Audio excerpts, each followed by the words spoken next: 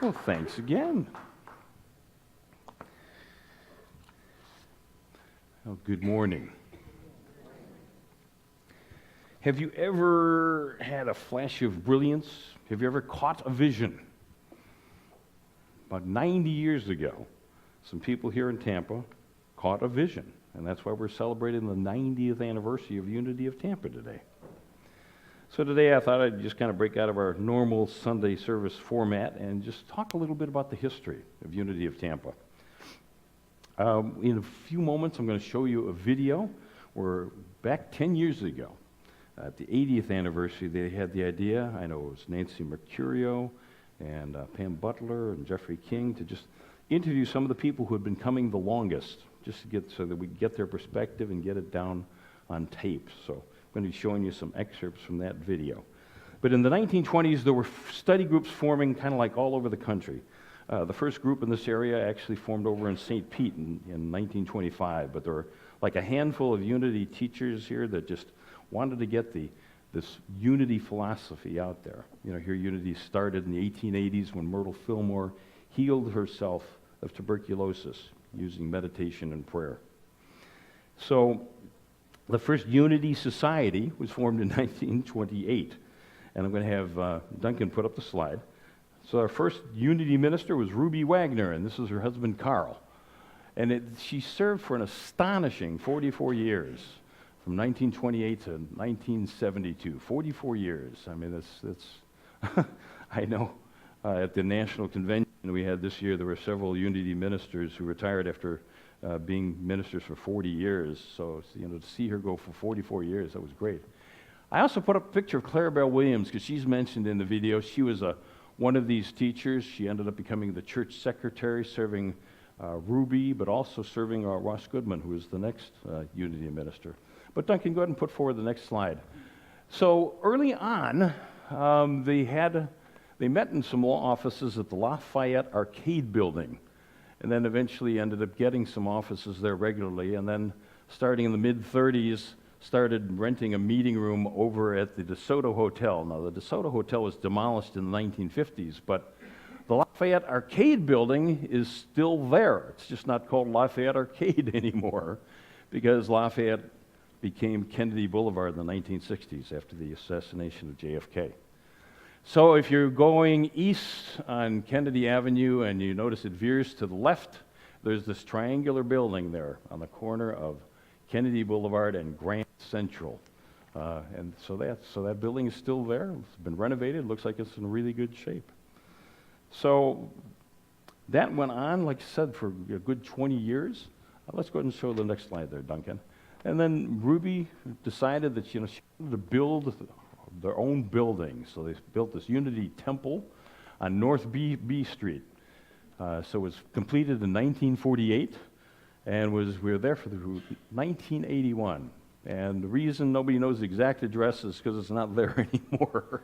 It's now, that's where Fred Spalding Drive, University of Tampa, ended up buying that building. But one of the big milestones in our history is that on December 31st, 1981, a handyman who would work in the neighborhood for various places came to the church and asked if there was any work that needed to be done. And Ross said, well, I really don't have anything for you.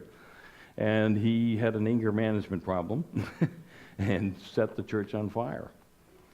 So it obviously, suddenly, we're dealing with a major change in life. The perpetrator was indeed, arrested and all, but Ross Goodman went to see him and said, we forgive you. It's just, just to make sure that he could get some help. So it set off a whole series of things. First thing they discovered was that the building was woefully uninsured, but astonishingly, Ruby had set up this building fund to build the building in 1948 and kept it open and kept accumulating all of these various, the interest and stuff over the years. Now, the fascinating thing was with that North Beach Church, though, was that even when she first built it in 1948, there was a lot of resistance. People were like, well, what do we need a building for? We've been renting space. It's working fine for us. Then when this fire happened and Ruby presented the $100,000 that she had in this building fund to the church. She was resistant to the congregation buying this thing here. She wanted to see the North B Church rebuilt.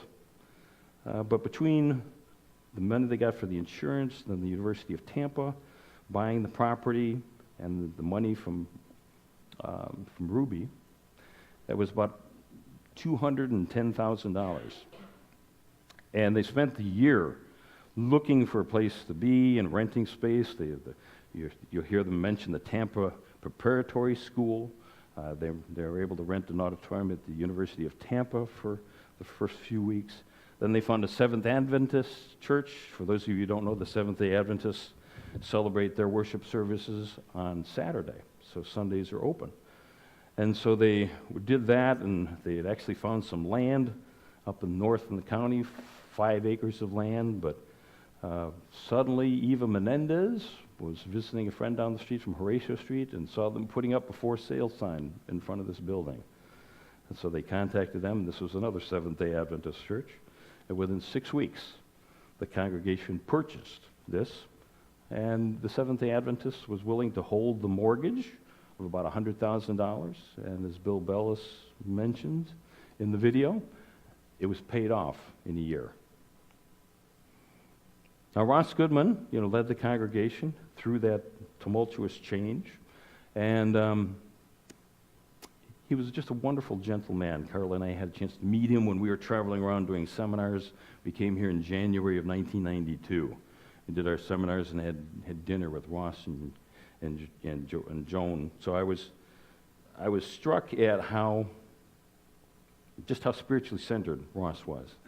And also just kind of made a mental note that Carla and I really resonated with the energy that was here. And so, what do you know? What a coincidence. We're here. Now, I'm going to have you go ahead and put up the next slide. Then, of course, Ross decided to retire in 1997. And then Alan Moss was hired as the minister, and his wife, Debbie Moss, eventually became a minister as well. So they served for 18 years.